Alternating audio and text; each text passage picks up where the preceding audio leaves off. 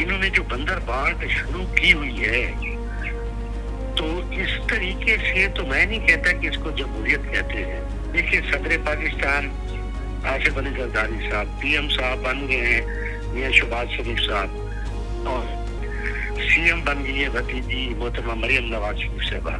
पता नहीं chairman senate को किसको लाती है, यानी कि घर की, इसको तो जमहूरियत नहीं कहते।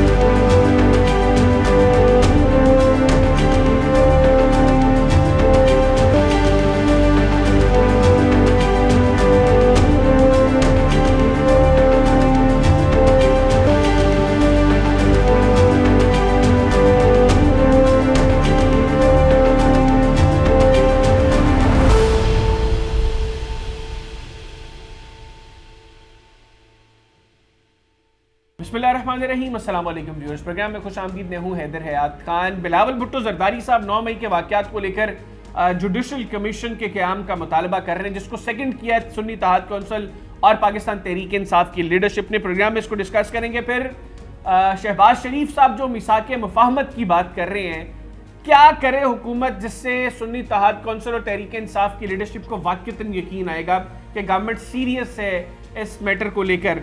और कोर कमांडर्स कॉन्फ्रेंस का जो एलामिया सामने आया है, उसमें जो चीज़ें डिस्कस हुई हैं, जो इंपॉर्टेंट चीज़ें उसमें सामने आई हैं 9 मई के हवाले से, इनको तहरीक इंसाफ की लीडरशिप कैसे देख रही है। प्रोग्राम में इसको डिस्कस करेंगे। मेरे साथ मौजूद है साबिक सूबाई वज़ीर और सुन्नी इत्तेहाद कौंसिल के मेंबर पंजाब असम्बली सरदार शहाबुद्दीन खान साहब। सरदार साहब, बहुत शुक्रिया आपके वक्त का। अस्सलाम वालेकुम। वालेकुम सलाम, बहुत शुक्रिया आपका। कैसे मिजाज खैरियत से? ठीक ठाक है?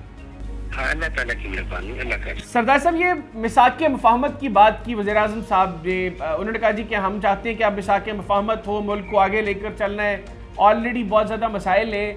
आप क्या समझते हैं कि गवर्नमेंट की सीरियसनेस कैसे आप लोगों को उसका यकीन आएगा? गवर्नमेंट किस तरह के इनिशिएटिव्स ले मिसाक़े मुफ़ाहमत को लेकर?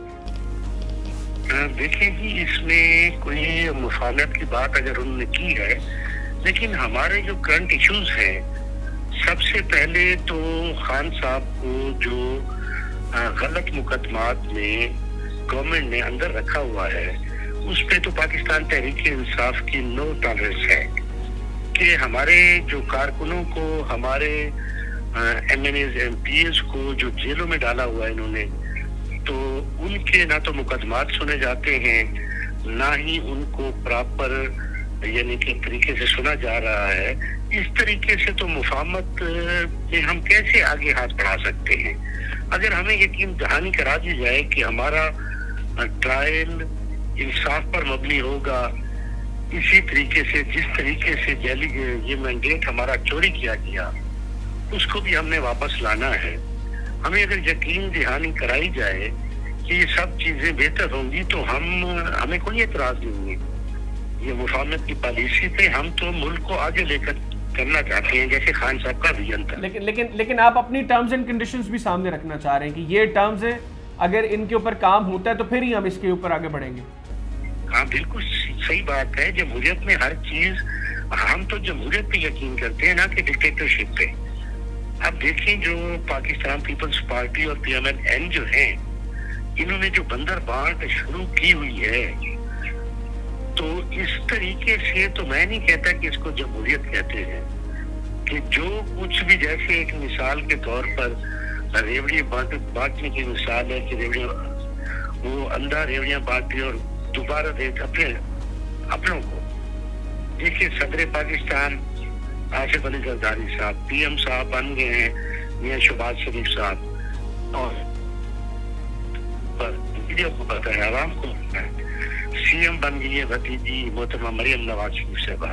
पता नहीं चेयरमैन सेनेट को किसको लाती है, यानी कि घर की, इसको तो जमहूरियत नहीं कहते। अच्छा सरदार साहब, ये बताइएगा, बिलावल भुट्टो जरदारी साहब ने 9 मई के वाक़यात के हवाले से जुडिशल कमीशन के क़याम का मुतालबा किया है। आप समझते हैं कि ये एक वेलकमिंग चीज़ है, और अगर जुडिशल कमीशन बन जाता है तो तहरीक इंसाफ के कंसर्न समहाउ एड्रेस हो जाते हैं?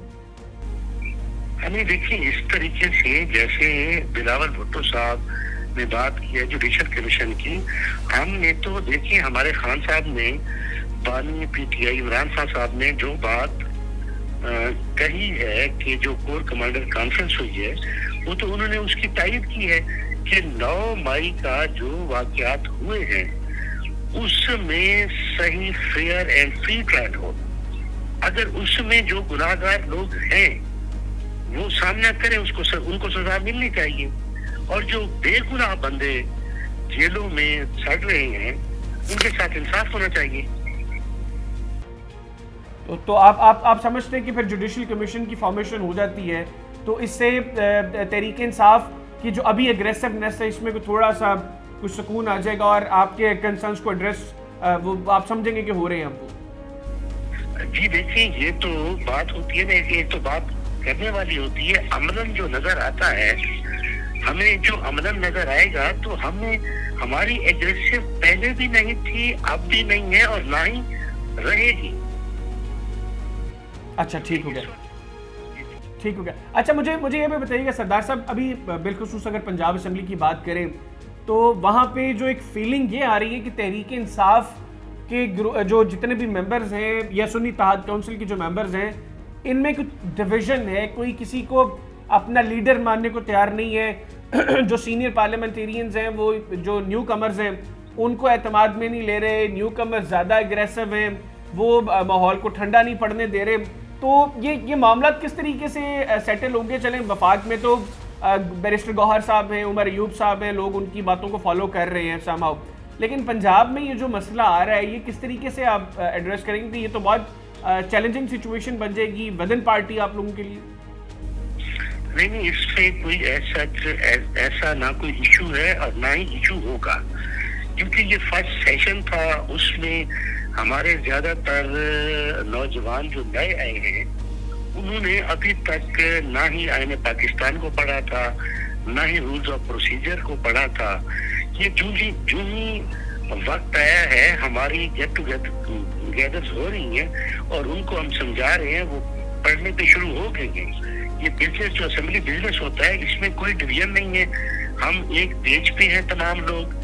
अभी फिलहाल क्योंकि खान साहब ने अपोजिशन लीडर के लिए मियां असलम इकबाल साहब को नॉमिनेट किया था, मियां असलम इकबाल साहब को भी देखे ना, अभी तक उनको एक्सेस नहीं दी जा रही। उस दिन सीएम के इलेक्शन वाले दिन भी हमारी डिमांड यही थी कि यार खुदा के लिए जो हमारे बंदे हैं, अगर हमारी गवर्नमेंट ने स्पीकर परवेज इलाही साहब हमजा शहबाज साहब को प्रोटेक्शन आर्डर पे असेंबली बुला सकते हैं, तो मियां असलम इकबाल अगर नहीं है तो हमारे 2 मेंबरान और भी जेलों में हैं, उनको तो प्रोटेक्शन आर्डर के जरिए लाया जा सकता था।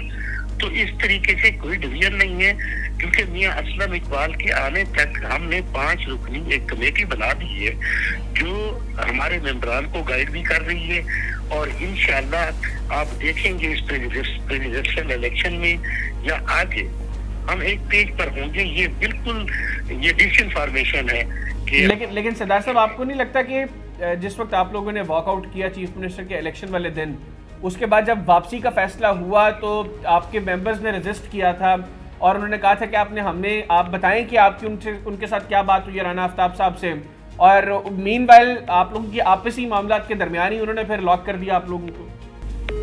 नहीं, वो एक्चुअली बात ये थी कि जब हमने अपने मेंबरान के प्रोटेक्शन आर्डर की बात की, राना आफ्ताब साहब ने, 1-2-4 मेंबरान ने, उस दिन मेरे लिए काबिल एहतराम है, लेकिन स्पीकर साहब का रवैया इतना रूड था कि हमारे नौजवान रैश हुए हैं और रैश होकर उन्होंने थोड़ी सी एग्रेसिवनेस सामने लाई है और वो बाहर निकल गए। हम उनको समझाने के लिए आए हैं और फिर वापस आना चाहते थे, हम इलेक्शन कंटेस्ट करना चाहते थे।